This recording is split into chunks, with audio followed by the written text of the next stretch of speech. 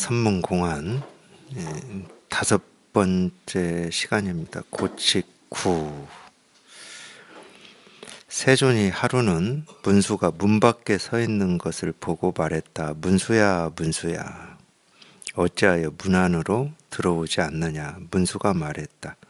세존이시여, 저는 한 법도 문 밖에 있음을 보지 못하는데 어찌하여 나에게 문 안으로 들어오라 하십니까? 우리 불교에서 이 문수보살은 어떤 이 지혜를 상징하는 보살이죠. 또 반대가 조금 더 일리가 있고 설득력이 있습니다. 이 법에 이렇게 갖추어진 이 지혜를 이 문수라고 하는 이 보살로 형상화시킨 겁니다. 문수 보살이 원래 있어서, 또는 이 문수 보살이 이 지혜를 아주 잘 갖추어서 이 문수 보살을 지혜의 상징으로 한 게 아니고, 우리가 이 법에 갖추어진 이 지혜라고 하는 건 뭐 제가 계속 말씀드렸지만은, 이 지혜가 어떤 거다, 이거다 저거다 할 수가 없거든요. 이거를 좀 이렇게 가르쳐 주려고 문수라고 하는 어떤 이 보살로 이렇게 형상화시킨 겁니다. 예를 들면 우리가 어떤 이 불법이라고 하는 거를, 이 불법이라고 하는 건 모습이 없죠. 이 모습이 없는 이거를 좀 사람들한테 좀 이렇게 가르쳐 주려고 형상화한 게, 우리가 이 부처님 형상을 조형을 해서 이 불당에 모시기도 하고, 근데 그 부처님도 석가모니 부처님도 있고, 뭐 아미타불도 있고, 뭐 그러잖아요. 전부 이거를 가르쳐 주기 위해서 그러는 거예요. 이거 가르쳐 주려고 그 부처님 모습도 형상을 만들어서 그렇게 하는 거고, 문수보살도 그러는 거고, 다 그러는 거죠. 근데 이제 이걸 우리가 이제 지혜다 이렇게도 얘기할 수도 있고, 하여튼 이 법이, 우리가 이 깨달음이라고 하는 것은 어떤 이 특정한 하나로만 이렇게 되어 있는 건 아니거든. 이제 말로 하자 그러면 여러 측면을 얘기할 수 있어요. 예를 들어 덕이다, 뭐 덕이라는 측면도 있을 수 있고, 행위라는 측면도 있을 수 있고, 다 있을 수 있거든. 그러니까 이런 거는, 그러니까 자기가 직접 이걸 딱 통해야 돼. 이걸 딱 통해야 이제 여기서부터 뭐 이렇게 이거를 표현하는 이런 말들이 실감이 되고 공감이 되는 거거든요. 근데 어쨌든 이제 문수보살은 이 만법에 갖추어진 이 지혜를 형상화 시켜 놓은 건데, 뭐 저희 요즘에는 또 이런 얘기를 자주 하는 편이죠. 우리가 찾고 구하고 얻는다라고 하는 이 깨달음 있잖아요. 깨달음 또는 불법, 이 도실상, 이거는 우리가 이제 착각하는 것 중에 하나가 뭐냐면, 우리가 날이면 날마다 보고 듣고 느끼고 경험하는 이 하나하나, 이 세상 또는 이 무정물 유정물, 보는 모습, 듣는 소리, 어떤 내 느낌이라든지 감정이라든지 생각, 그러니까 밖에 있든 안에 있든, 밖에 있다고 여기든 안에 있다고 여기든, 이 우주 삼라만상이 이게 저절로 우리가 찾고 구하고 얻고자 하는 이 지혜를, 이 진여자성을 다 이렇게 저절로 이렇게 드러내고 실현하고 있는 거지 따로 있지는 않습니다. 그러니까 세상은 탐구해야 되는 어떤 대상이 아니고, 이 지혜를 배워야 되는 우리 삶이에요. 이 세상은. 근데 우리는 지금까지 세상을 어떻게 살았냐? 내가 탐구해야 되는 어떤 대상으로 살았어요. 자기 삶도 마찬가지입니다. 이 자기 삶을 지금까지 어떻게 살았습니까? 이 삶을 어떻게 살 것인가 객관화시켜가지고, 이 삶을 이렇게 살아볼까 저렇게 살아볼까, 어떤 게 옳은가 그런가를 이렇게 탐구하고 연구하는 대상으로 삼았어요. 아닙니다. 우리가 진짜 배워야 될 건 우리 삶에서 배워야 되는 거예요. 우리 삶 하나하나가 우리가 찾고 구하고 얻고자 하는 이 지혜를 다 보여주고 드러내고 있거든. 그런 시 있었잖아요. 뭐 너시안가 어디 시인이, 이제 그 이름도 잊어먹었어요. 삶이 그대를 뭐 속일지라도 뭐 그런 시 있었잖아요. 저희가 이제 어떤 이 삶이라고 하는 걸 어떤 이 대상으로 여길 때는 그 시가 다가오죠. 정말 그래야지. 왜 그러냐? 우리가 살다 보면 힘든 일, 아픈 일, 괴로운 일, 넘어야 될 일, 도전해야 될 일, 이런 게 있으니까. 절망도 있고 실망도 있으니까. 그럴 때 절망과 실망 속에 빠져서 허우적거리지 말고, 뭐, 이런 뜻으로 받아들이잖아. 그러니까 그런 시가 다가오지. 근데 깨달아서 살아보세요. 삶은 단 한순간도 우리한테 절망과 실망을 준 적이 없습니다. 오로지 그냥 우리가 찾고 구하고 얻는다라고 하는 이 지혜 있잖아요. 이 진여 자성 깨달음 부처. 그냥 이거 하나만을 늘 실현하고 이거 하나만을 보여주고 이거 하나만 이렇게 가르치는 게 우리 삶이거든. 그러니까 우리가 삶에서 취하고 버릴 게 아무것도 없는 거야. 근데 탐구하고 연구하는 입장에서는 취할 게 있고 버릴 게 있잖아. 내가 경험하고 싶지 않은 삶의 모습이 있고 경험하고 원하고 바라는 삶이 있잖아. 그게 중생이에요. 뒤집어져 있어. 삶은 그런 게 없다니까? 늘 이거 하나를 보여주고 이거 하나를 실현하고 있을 뿐이지. 그러니까 부처를 밖에서 찾지 마세요. 다른 데서 찾지 마세요. 부처는 어떤 특정한 게 아닙니다. 이 세상이 다 이렇게 얘기를 하고 있다니까. 그러니까 경전에 한번 이 가르침들을 이렇게 기억해 보세요. 부처님의 음성이 어떻게 있다고? 이 우주 삼라 만상 곳곳에 미치지 않는 곳이 없다. 그러니까 우리가 보고 듣고 느끼고 경험하는 이 모든 하나하나의 부처님의 음성이 다 있다는 거잖아. 부처의 몸은 어디에 드러난다? 티끌티끌 사물사물마다 다 드러난다. 그럼 우리가 어디에서 배워야 되는 겁니까?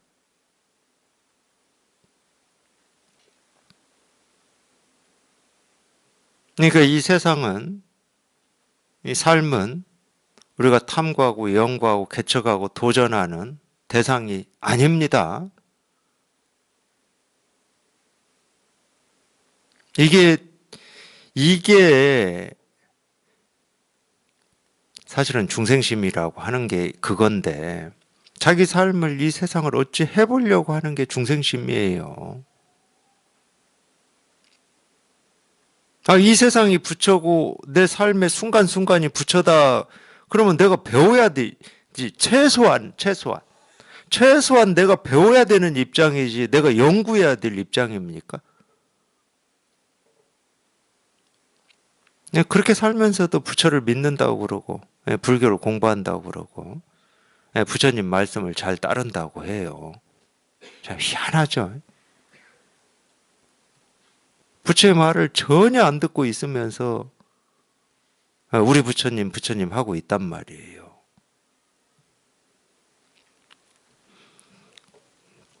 근데 어떤 이런 지혜를 우리가 이제 문수보살로 이렇게 불교에서는 상징, 형상으로 했는데, 그러니까 이 문수는 지혜를 갖추고 있기 때문에 이 세존의 이런 말에도 속지 않는 거예요. 이런 말에 안 속아요. 지혜를 갖췄으니까. 야, 문수야, 너 어째서 문 안으로 안 들어오고 있느냐, 이런 말에 안 속아. 아니, 자기가 이걸 체험해서 이게 분명 해보세요. 너 왜 문 안으로 안 들어오냐? 문이 없다니까. 내가 들어갈 문이 없어. 왜 들어갈 문이 없냐? 항상 이 문 안에 있으니까 늘 이 문 밖에 없는데 어떻게 밖을 나가냐고. 문 밖에 없어. 실제로는 이 문이라고 하는 것은 안과 밖을 나누는 경계거든. 더 얘기하면 문이 없어요. 문이 없어서 안과 밖에 없는데 어딜 나가고 들어오고를 할 수가 있냐고. 나갈 수도 없고 들어올 수도 없고 나갈 수도 없고 들어올 수도는 없지만 그냥 자기가 발 딛고 손 움직이고 말하고 밥 먹고 피곤해서 자고 하는 하나하나가 전부 그냥 이 법의 일이야, 법의 일. 불교에서 얘기하는 불사. 이게 진짜 불사예요. 불사는 부처의 일이잖아, 부처의 일.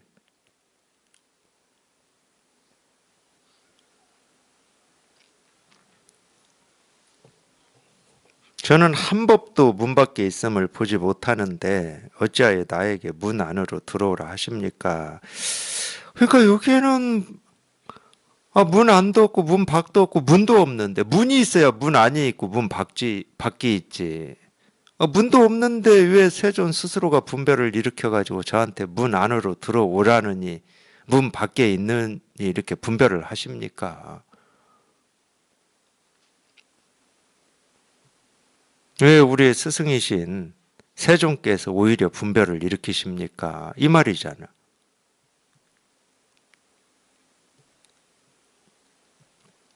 그러니까 이 법에 대해서는 이 말을 하면 이 법에 대해서는 말을 하면 다 분별이 돼요. 그러니까 세존도 49년 동안 분별을 하셨어. 49년 동안 하셨어. 근데 세존이 한 분별은 뭐라고 그러죠? 다 방편이라고 그러죠. 왜? 이 중생의 병을 치료하기 위해서 할 말이 있어서 한 게 아니라 중생의 병 치료하려고 어쩔 수 없이 한 거예요. 그러니까 어찌 보면 이런 말하고 똑같아요. 우리가 이 몸 안에 이렇게 병이 들면은 수술을 해야 되잖아요. 아니, 병은 몸 안에 있어요. 이 피부라든지 이 살이라든지 이 근육은 멀쩡해, 건강해. 근데 이 몸 안에 있는 병을 치료하기 위해서 뭔가 혹이 있거나 뭐가 있어서 떼어내거나 이 안에 창자가 어떻게 돼가지고 꼬매야 되거나 맹장을 떼어내야 된다 이러면은 이 멀쩡한 살과 이 피부와 근육을 메스로 갈라야 된다니까. 이거 멀쩡한 살을 칼을 대는 겁니다.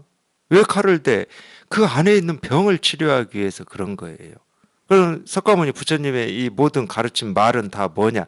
멀쩡한 살에 칼을 댄 건데 어쩔 수 없잖아. 중생을 살려야 되니까. 얘는 병이 없어. 얘는 병이 있다 그러면 이 안에 있는 거지. 그게 석가모니 부처님이 49년 동안 하신 일이에요. 그러니까 이 양반도 우리가 이 겉살만 보면은 병도 없고 멀쩡한데 여기에 계속 칼 대가지고 이걸 찢은 거거든. 그분이 하신 일이 그거야. 그러니까 이면만 보면은 쓸데없는 짓 하셨다 이렇게 볼 수도 있는 거고. 근데 이거를 어쩔 수 없이 한 거니까. 중생을 살리기 위해서 어쩔 수 없이 하신 거니까 대의왕이다 이렇게도 할 수 있는 거고. 두 면이 다 있는 거예요.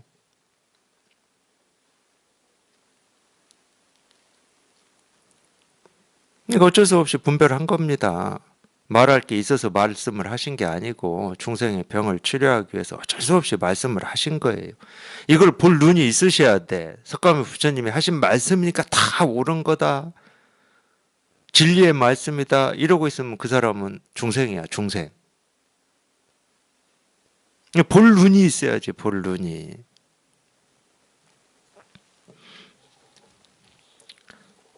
그러니까 알고 보면 이 겉에 난 상처를 뭐 소독약 바르고 연고 발라주고 이런 치료가 아니에요.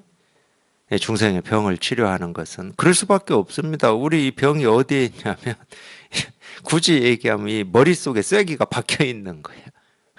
이놈은 이 머리를 이렇게 절개하지 않고서는 빼낼 수가 없어. 그러니까 좀 이 공부가 좀 어려운 점이 있긴 있어요. 이 겉에 난 상처라면은 그냥 우리 어릴 때부터 발랐던 아까진기 바르면 되잖아. 빨간 약 발라가지고 소독시키고 이러면 쥐가 낫는데 아무리 밖에를 뭐 약 발라봐야 머릿속에 있는 병 치료는 못해요. 우리 분별망상이 그만큼 사실은 위험한 병입니다. 웬만한 약 발라가지고는 안 돼. 그러면 부처님의 이런 가르침이 아닌 다른 가르침은 뭐냐? 제가 볼 때는 병은 머리 속에 있는데 쐐기는 머리 속에 박혀 있는데 이 머리 밖에 있는 데다가 뭐 소독약 좀 바르고 시원하게 좀 해주고 뭐 머리 아프니까 두통약 먹어가지고 좀 잠시 안정시키고 시원하게 만들고 이런 거예요. 머리나 좀 주물러주고 이런 거. 그러니까 치료가 안 되지. 그때만 치료된 것처럼 느껴지지. 근데 불법은 그런 게 아니에요. 머리를 갈라버리는 겁니다. 갈라서 쐐기를 빼내버리는 거예요. 그러니까 좀 어려워요. 그런 점에서는 좀 어렵습니다. 근데 빼내야 되거든. 병을 치료하려면.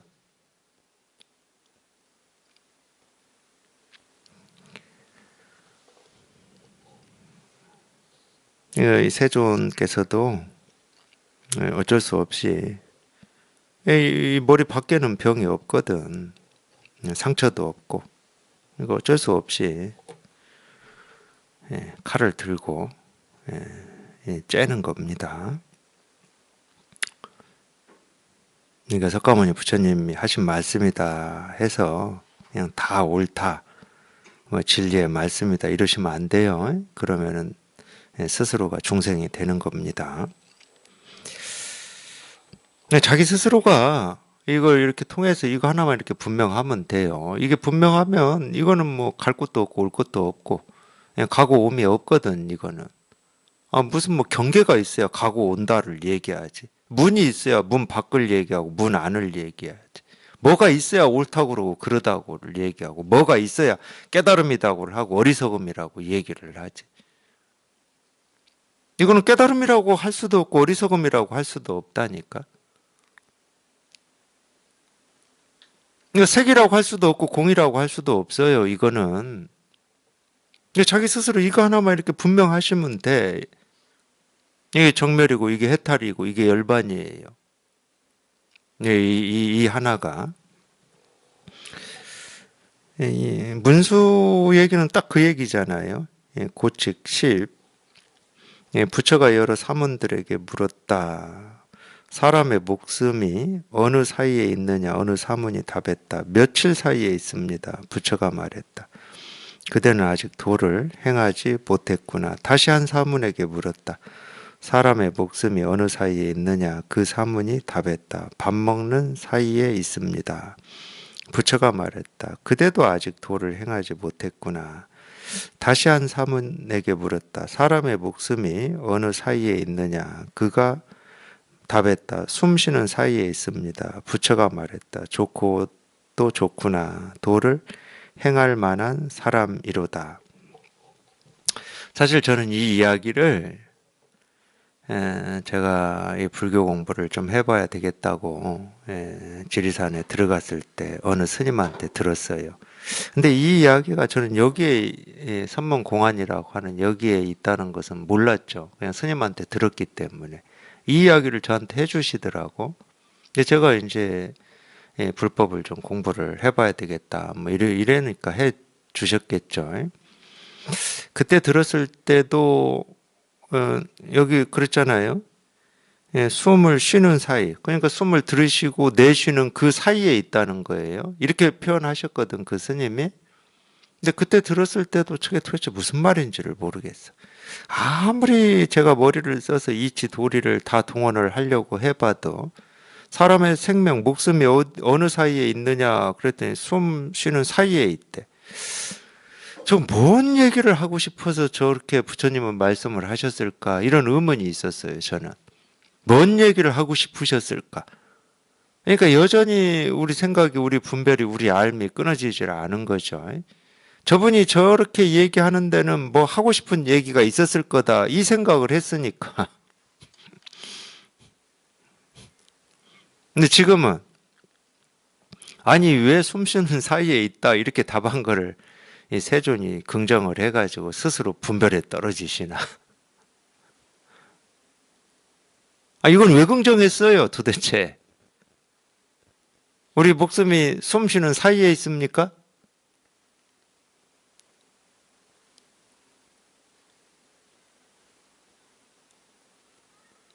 그때는 제가 세존이 뭘 말씀하시려고 그랬나?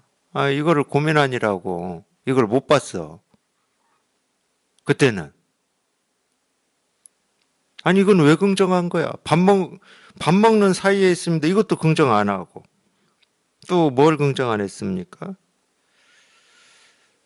며칠 사이에 있다. 이것도 긍정 안 했잖아. 며칠 사이에 있다. 이 말은 무슨 얘기예요? 우리가 태어나서 이 몸뚱아리가 사라지는 이 사이에 우리 목숨이 있다. 이 말이잖아. 그리고 밥 먹는 사이에 있다. 이 말은 무슨 말이에요? 이 육신이라고 하는 것은 우리가 밥을 먹어야 이렇게 유지가 되는 거잖아. 숨을 쉬어야 유지가 되는 거고. 그런 동안에 우리 목숨이라고 하는 게 있다. 이 말이잖아. 전부 이거는 이 육신을 가지고 한 얘기입니다. 육신을 가지고, 이 몸뚱아리를 가지고 목숨을 얘기한 거야. 법에 안 맞죠. 이 목숨을 가지고 이걸 얘기할 수가 없어요.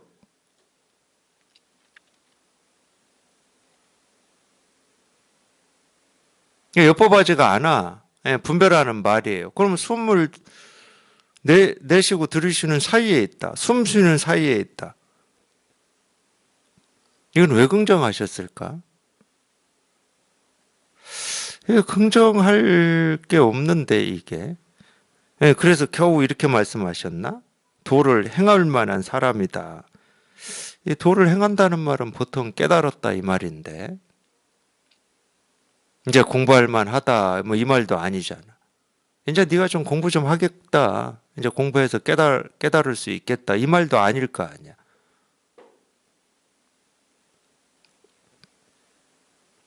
우리가 제일 많이 속는 게 목숨이에요, 목숨.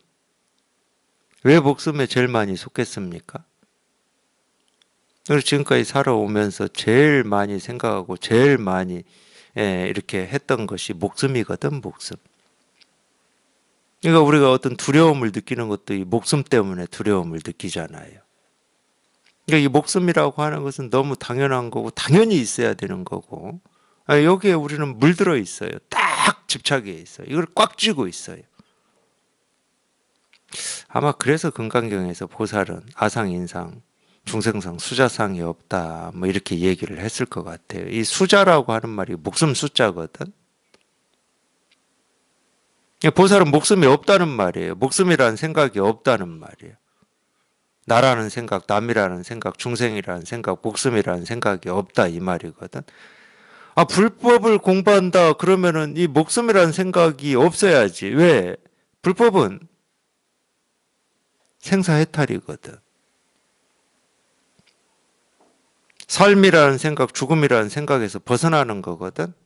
불법은. 당연한 말입니다. 목숨이다 하는 것도 생각이거든. 그리고 굳이 100번 양보해서 목숨이 어느 사이에 있습니까? 그러면 이건 말이 돼요. 이거는 말이 돼. 목숨이라고 하는 것도 여기에서 나오거든. 우리 목숨이라고 하는 것도 여기에서 나와. 제가 나온다 이렇게 표현을 어쩔 수 없이 이렇게 하고는 있는데 사실은 나오고 나오지 않고 이런 건 없어요. 실제로는. 나오고 들어가고 하는 건 없어.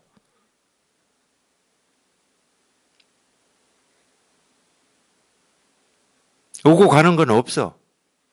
오고 가는 건 없거든요. 근데 굳이 100번 양보해서 목숨이 어느 사이에 있냐? 그럼 여기에 있죠. 이 사이에 있지, 이 사이에.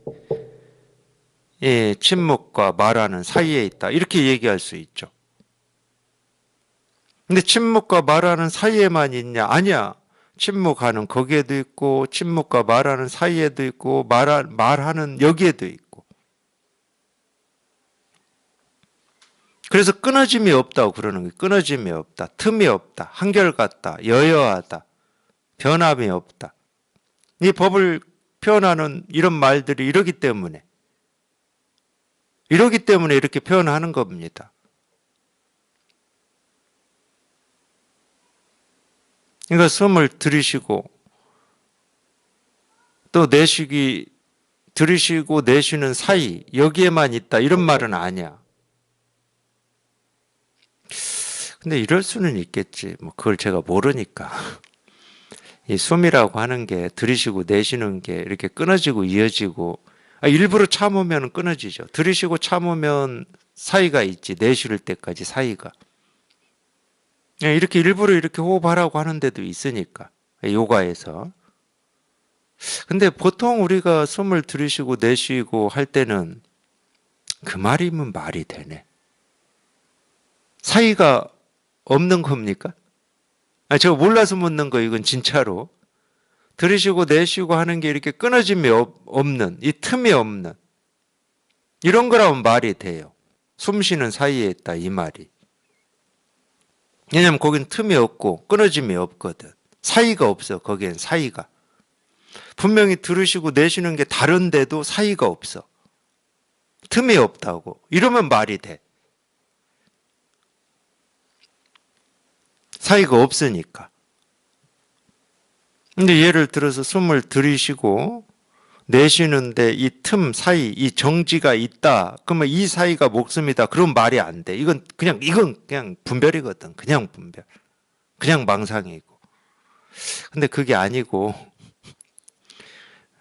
그런 것 같기도 하네요. 우리가 호흡이라고 하는 게 들이쉬고 내쉬고 들이쉬고 내쉬고 틈이 없는 것 같네.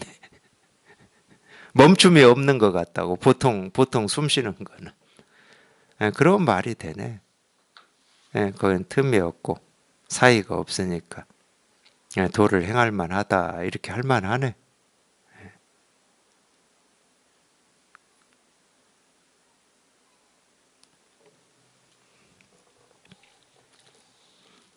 고칙 11.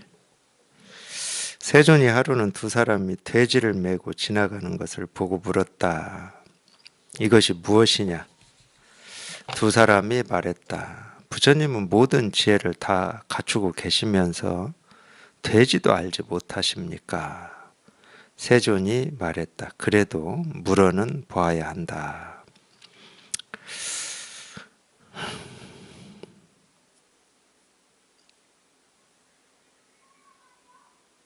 물어보기를 잘했죠? 천만다행입니다. 안 물어보고 넘어갔으면 어쩔 뻔했어요. 계속 이 돼지를 메고 다닌다고 계속 그렇게 착각하고 살았을 거 아닙니까? 이게 돼지다 하고 계속 착각하고 살았을 거 아니에요. 이건 컵이다 하고 계속 착각하고 살았고, 이건 나다 하고 착각하고 살았을 거고, 이건 시계다 하고 착각하고만 살았겠죠. 물어보기 천만다행이죠. 이 세존의 말이 그러니까 재밌죠. 이 말에 대해서 뭐 다른 말 안 해, 다른 말 안 하고, 야 그래도 물어는 봐야 한다.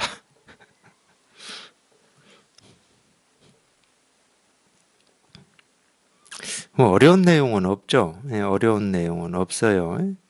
그러니까 참 이게 뭘 얘기하고 싶냐면, 당연히 돼지를 두 사람이 돼지 이 앞다리 뒷다리를 묶어가지고 거기에 이렇게 막대기를 쭉 꽂아서 이 어깨에 두 사람이 메고 지금 가고 있나 봅니다. 뭐 영화에서 봤는지 뭐 그런 것까지는 모르겠는데 그렇게 해서 메고 가는 이런 모습이 이렇게 기억 속에 있어요. 제 이미지 속에 있어. 돼지 그렇게 메고 가야 메고 가지. 짝대기에 딱 꽂아가지고. 네, 그 메고 가는 사람한테 괜히 시비 건 거지. 그것이 무엇이냐 이랬어요. 그것이 무엇이냐. 그러니까 마조 스님이 자기 제자인 백장 스님한테 시비 거는 거하고 똑같아요.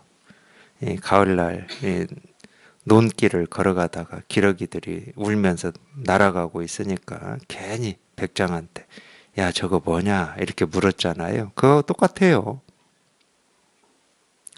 백장이 당연히 오리입니다 이랬죠. 뭐 기러기입니다 이랬든지 오리입니다 이랬죠.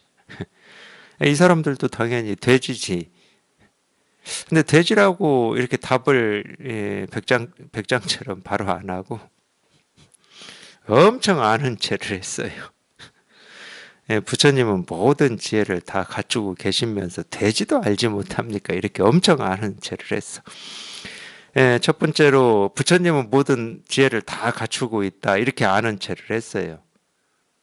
이거는 지가 부처가 되어보지 않고서는 모든 지혜를 갖추고 있는지 없는지 도대체 알 수도 없는 건데 부처님은 모든 지혜를 다 갖추고 있다 이렇게 아는 체를 했어요. 오늘 이런 얘기를 계속 하게 되네요. 아니 자기가 부처가 되어보지 않으면 부처가 모든 지혜를 다 갖추고 있고 또 모든 중생의 병을 다 치료하는 대의왕이다. 이걸 어떻게 합니까 자기가?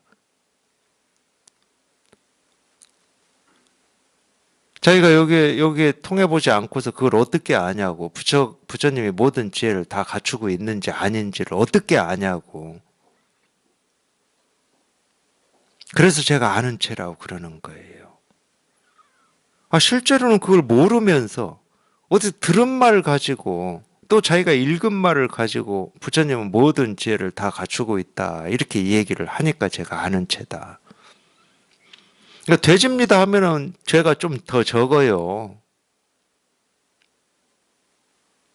근데 이렇게 아는 채 가지고 죄를 더 쌌어요. 그런 면이 지금 이 내용에는 들어있는 거예요. 중생은 이렇다. 모르는 걸 안다고 이렇게 착각하고 있고 뒤집어져 있다. 근데 자기는 이게 착각인지 뒤집어져 있는지를 모르거든.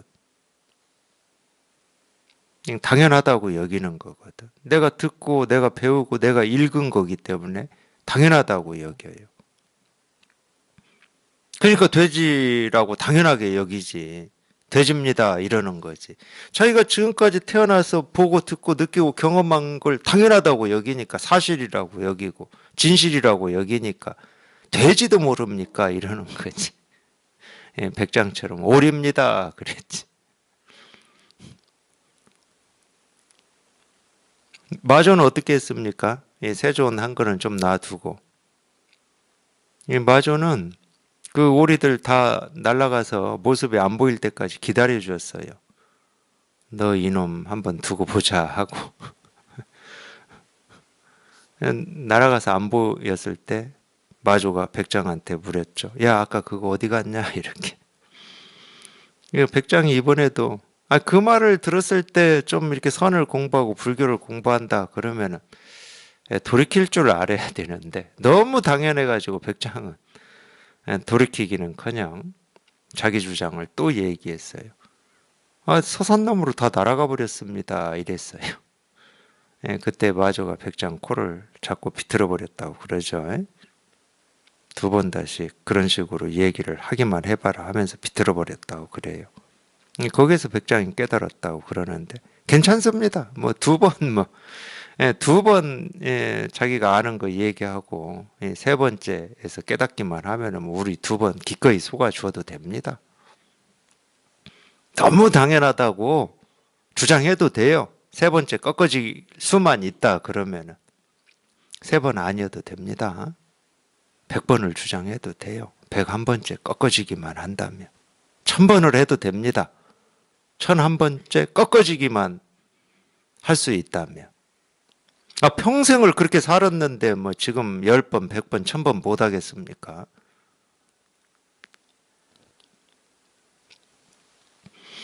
너무 당연한 걸 당연하다고 하지 마시라고 이 공부를 하시려면 내가 태어나서 지금까지 보고 듣고 배우고 익히고 경험해서 이거는 100%다 그렇게 주장하지 마시라고. 경험적인 사실을 가지고 현실이라고 하지 마시라고. 경험적인 사실은요, 언제 어느 때 어떻게 바뀔지 몰라요. 우리가 이 땅이 아무리 튼튼하고 모든 것을 다 키워내고 자라게 하고 우리 생명의 바탕이 된다 하더라도 이 땅도요, 화산도 폭발하고 지진으로 갈라지기도 해서 우리가 발 디딜 곳이 없을 때도 있는 겁니다.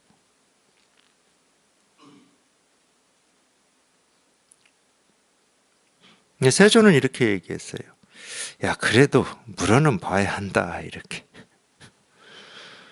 물어보기를 천만 다행이지. 안 물어봤으면 저놈들은 계속 자기가 있다고 하는 것을 당연하게 여기고 있다고 할 것이고 없다고 하는 걸 당연히 없다고 여기고 당연하다고 할 것이고 자기가 옳다고 하는 것을 당연히 옳다고 할 것이고 그러다고 생각하는 걸 그러다고 할 것이다. 또 이제 공부하는 사람한테는 자기가 깨달았다고 하는 걸 당연히 깨달았다고 여길 것이고 못 깨달았다고 생각하는 것을 당연히 못 깨달았다고 할 것이다. 자기 생각만 그렇게 쫓아서 평생 그렇게 살 것이다. 내가 물어보지 않았으면. 백장처럼 저건 오리입니다. 오리가 서산 너머에 날아가서 이제 없어져 버렸습니다. 이렇게 너무 당연하게 눈에 보이면 있다고 그러고 눈에 안 보이면 없다고 하고 그렇게 분별만 하고 살 거다. 이렇게 짚고 넘어가지 않으면 평생 분별만 하고 살 거다. 평생 분별만 하고 사니까 삶이 힘들고 고통스럽고 어려운 거지. 그래도 물어는 봐야 한다. 어마어마한 말이 들어있는 겁니다. 아무 말도 아니고 우리가 다 아는 말 같지만 뭐 물어보는 거 모르는 사람이 어디 있어요. 근데 어마어마한 게 들어있는 겁니다. 그래도 물어는 봐야 한다.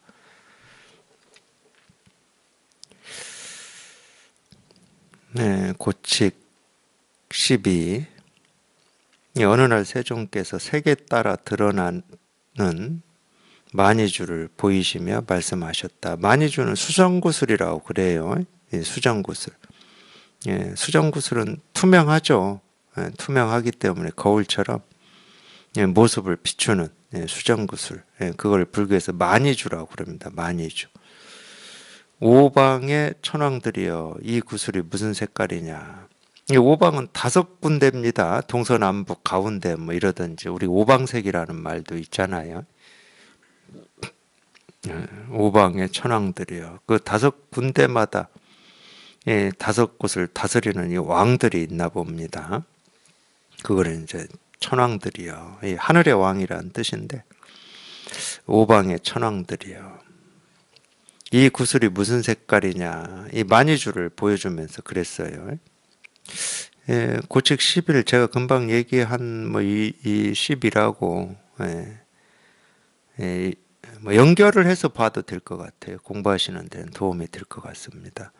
그때 오방의 천왕들은 제각기 다른 색깔을 말하였다. 그렇죠. 동쪽에서 보면 동쪽에서 해가 떠 있을 때다 그러면 동쪽에서 보면 뭐 이 해의 밝은 색깔이 보일 거고 서쪽에서는 해를 비치는 게 아니니까 다른 색깔이 보일 거고 남쪽, 북쪽, 뭐 가운데 다 색깔이 다르겠죠. 각기 다른 색깔을 말했어요. 예를 뭐 오방색으로 얘기를 하면은 뭐 빨강색이다, 청색이다, 노란색이다, 흰색이다, 검정색도 오방색인가는 잘 모르겠지만 하여튼 그렇게 얘기를 했다는 거죠. 그랬더니 세종께서 다시 구슬을 옷소매 속에 이렇게 감추어 버렸어요. 처음에는 수정구슬을 이렇게 보여주면서 이게 무슨 색깔이냐 그러니까 동쪽, 서쪽, 남쪽, 북쪽 가운데 있는 신들이 각자 보이는 색깔을 얘기를 했어요. 이렇게 보여주니까 그런데 그냥 소매에 감춰버렸어. 호주머니에 감추든지 감춰버렸어. 감추고 이렇게 손만 들고 말했어요. 그러면 이거는 무슨 색깔이죠? 이거는 무슨 색깔?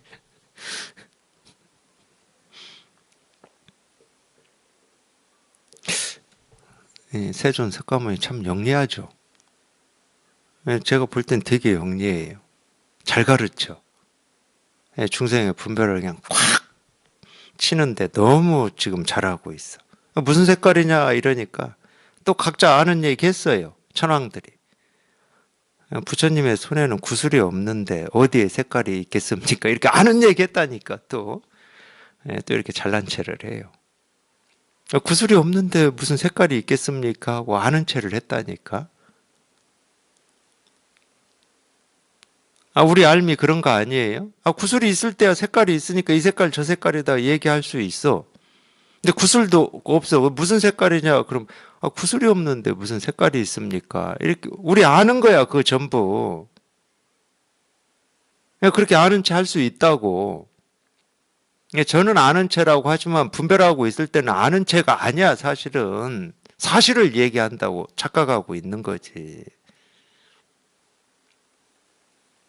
구슬이 없는데 무슨 색깔이 있습니까? 하고 사실을 얘기한 거라니까. 그러니까 분별할 때는 그게 사실이지만 분별해서 벗어난 입장에서 보면 아는 채라고. 그게 자기 주장이야. 자기 경험을 믿고 의지하는 거거든. 그러니까 세종께서 탄식하며 말씀하셨다. 탄식. 예, 저라도 탄식이 되죠. 저렇게 아는 채만 하고. 예, 저런 건 저렇게 잘 아는데 왜 이거는 모를까? 이거는 참 이렇게 늘 분명하고 늘 드러나 있는 이거는 모르면서 엉뚱한 것은 참 저렇게 잘 알고. 예, 탄식이 안 나올래 안 나올 수가 없지. 예, 배고프면 뭐 먹을지도 잘 알고, 예, 목마르면 물 마실지도 알고, 추우면 옷 두껍게 입을 줄도 알고, 더우면 두꺼운 옷 벗을 줄도 알고, 그건 저렇게 잘 아는데, 예, 변하지도 않고 생각할 것도 없고 늘 이렇게 분명한 이거는 왜 모를까? 탄식을 하죠, 이렇게. 탄식하며 말씀하셨다. 한번 말씀을 보죠. 예, 그대들의 미혹과 전도가 어찌 이리도 심한가? 예, 제가 하는 얘기하고 똑같죠.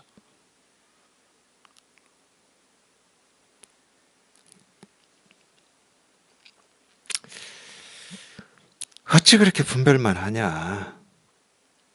어찌 그렇게 모습만 쫓아서 있다 없다 그러고 이 색깔 저 색깔이다고만 하고 어찌 그렇게 옳다 그르다만 하고 예, 좋다 싫다만 하냐? 그게 다 중생의 뒤집어진 망상이다. 내가 세간의 구슬을 보여줄 때는 곧 각자가 청색이니 황색이니 적색이니 백색이니 흑색이니, 예, 흑색 있네요. 검정색이 있습니다. 하며 억지로 말한다고 그러잖아요. 억지로. 분별만 하니까 억지로 말한다고 그러는 거예요.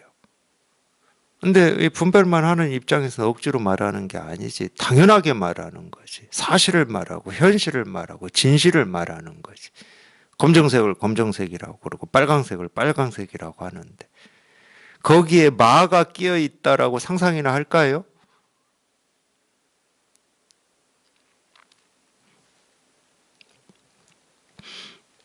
억지로 말하더니 내가 이 참된 이 보주, 이 보물 구슬, 이 보석, 보물을 보여줄 때는 도무지 알지를 못하니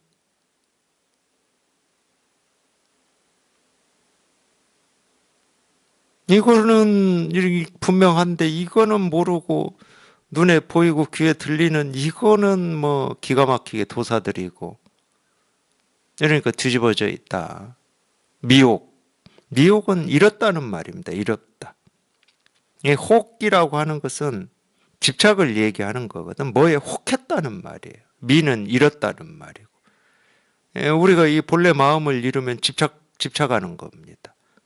이걸 잃으면 어떤 상대에 붙어버리는 거예요. 그게 사물이 됐던, 뭐, 사람이 됐던, 어떤 이 사상이나 세계관이나 가치관이 됐던, 뭐에 딱 붙어버려요. 집착을 해버려요.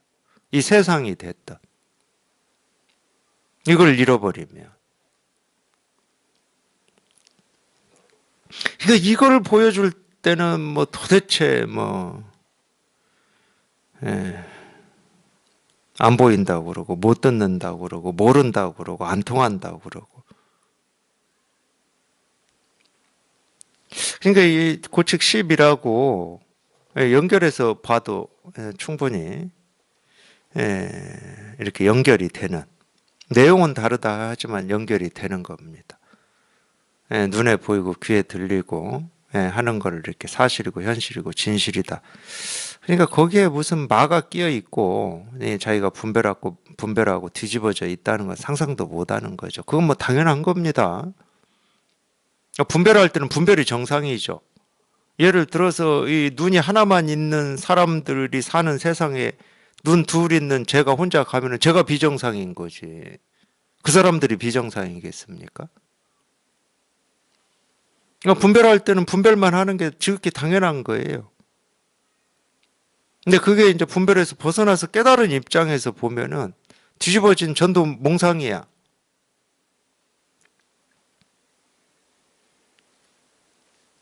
그러면 그 분별에서 어떻게 벗어날 수 있느냐? 오로지 아니, 아니 자기가 체험하기 전에는 이게 어떤 건지 알 수도 없어. 깨달음이 뭔지, 깨달음이 뭐 분별에서 벗어나는 건지 뭔지 그런 거 몰라. 근데 우리한테는 내가 그걸 알아야 되는 것도 아니고 몰라야 되는 것도 아니야. 그냥 목마름이 있어요. 갈증이 있어. 누구나 다. 그래서 그 목마름과 갈증을 내가 한번 죽기 전에 반드시 해결해 봐야 되겠다는 그 뜻과 원이 우리를 분별해서 벗어나는 여기에 도달하게 하는 겁니다. 그거밖에 없어요. 예를 들어서 달을 보내는 우주선을 달을 보내려면은 이 지구의 이 중력이 잡아다니는 이 힘을 뚫고 나가야 될 거 아니야. 그러면 이걸 뚫고 나갈 수 있는 건 오로지 그냥 그 힘밖에 없잖아. 이 추진력밖에 없잖아. 이 로켓가 올라가는 그 추진력밖에 없잖아요. 그러듯이 다른 방법이 있는 게 아니야. 우리가 분별해서 벗어나서 이 진실에 한번 통하는 거는 오로지 하여튼 이게 부처님이 말씀하신 이게 뭔지 몰라. 알 수가 없어. 우리 머리로는 이해가 안 되는 거야, 이거는. 그렇지만 뭐는 있냐? 부처님은 못 믿는다 하더라도 우리가 굳이 얘기하면 우리가 이 분별에서 벗어나지 않으면 자기 삶 속에 어떤 아픔이라든지 고통이라든지 번뇌라든지 어려움이라든지 이런 게 있거든. 그러니까 이 가슴에서 뭔가를 갈구를 해요. 추구를 한다고. 느낌도 있잖아. 뭔가 이 삶에 내가 이렇게 구속되어 있는 것 같고 잡혀 있는 것 같고 그러니까 자유로워지고 싶은 거지. 부처님은 못 믿어도 돼. 그러니까. 그거를 우리가 불교에서는 뜻이라고 하고 원이라고 하는 거거든. 다른 말로 하면 발심. 발 안욕 따라 막 삼보리심. 그 뜻과 원이 우리를 여기에 이르게 하는 겁니다.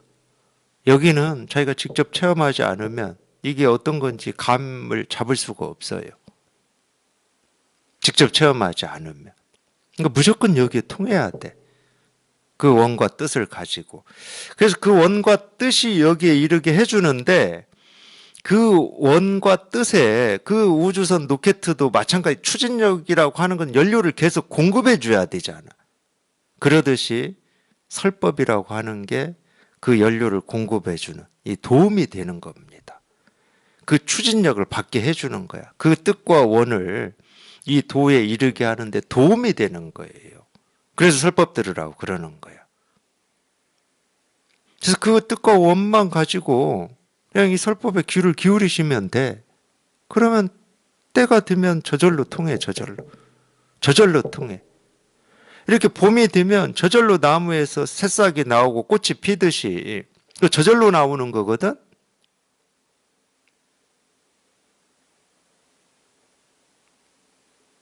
내가 애쓰고 노력해서 나오는 게 아니야. 나는 이 매화 꽃이 피고, 산수유 꽃이 피는데 한 일이 없어요, 저는. 그러듯이 그 뜻과 원을 가지고 이제 이런 걸 우리가 이제 굳이 또 방편으로는 바른 가르침이라고 그래요. 우리 생각과 분별을 깨주는 가르침이기 때문에 바르다고 그러는 겁니다. 생각과 분별을 안 깨주는 가르침은 삿된 가르침이라고 그래요. 생각과 분별을 자꾸 깨주는 가르침을 바른 가르침이라고 그러는 거예요. 그 생각과 분별이라고 하는 건 뭐냐면은 굳이 얘기하면 아까 우주선 얘기했잖아요. 연료를 그 추진력에 맞는 연료를 써야 되는데 그 연료에 물을 탄 거야. 물을. 그러면 그 추진력이 나오겠습니까? 가긴 가. 물을 좀 탔다고 뭐 꺼지진 않을 거 아니야. 가긴 가는데 힘이 안 나와. 힘이. 그래서 이 지구 궤도를 못 벗어나.